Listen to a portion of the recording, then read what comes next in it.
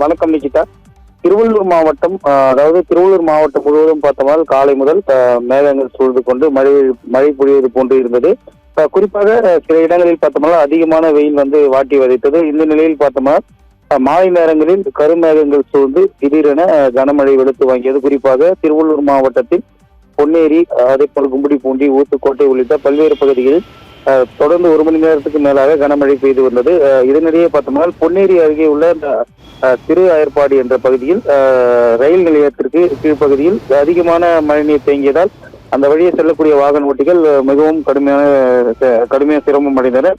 அதே போன்று பார்த்தோம்னால் சென்னையை பொறுத்தவரை சென்னை மீனம்பாக்கம், அதே போன்று தாம்பரம் உள்ளிட்ட பகுதிகளில் கனமழையானது வாட்டி வதைத்து வருகிறது.